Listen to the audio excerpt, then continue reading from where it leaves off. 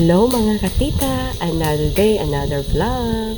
For today's video, samahan nyo ko magluto ng sweet and sour.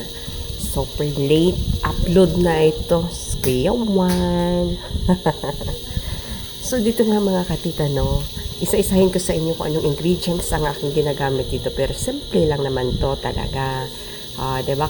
Feeling naman tayo nito, chef. So going back, nandito na nga tayo sa kawali, no? Nilagay na rin natin yung ating loya.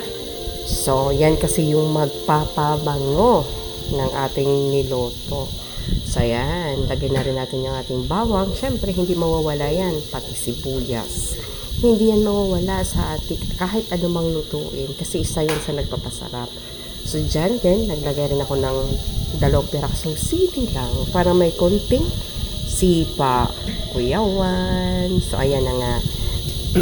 Lahat ng kamatis nilagay na natin at imekos-mekos lang natin yan sauce para po tayong professional cook nito. So ayan, habang nag-aantay tayo na yan ay maluto, so imekos-mekos natin ulit yan. Diba? Kuya Juan talaga ang lahat. Diba?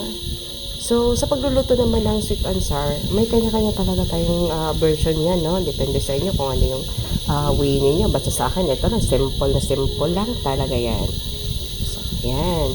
Mekos-mekos. So, ayan. Oil sauce, andyan na nga. Yan yung secret ingredients ko dyan.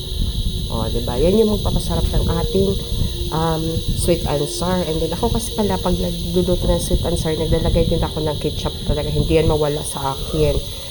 Sabi ko nga sa inyo, kanya-kanya tayong version, diba? Mikas-mikasin lang natin yan.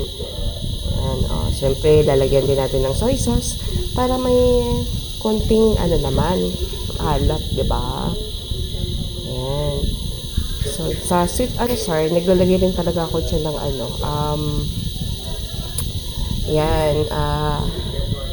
pinya. Pinya mga katita. Sa Kuya Juan. Ang tagal-tagal mag-isip mo na sasabihin. Diba? Mikas-mikas ulit. Then, syempre, hindi pa tayo na kontento dyan sa lasa.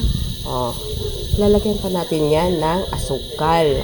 Kasi, paano maging sweet wala asukal? Kuya Juan. Diba? So, mikas-mikas lang tayo ulit, mga katita. Kaya na nga, naglalagay na ako ng asukal dyan. Kasi nga, nakulangan pa ako sa timpla. Diba? Mikas-mikas ulit. Mikas-mikas.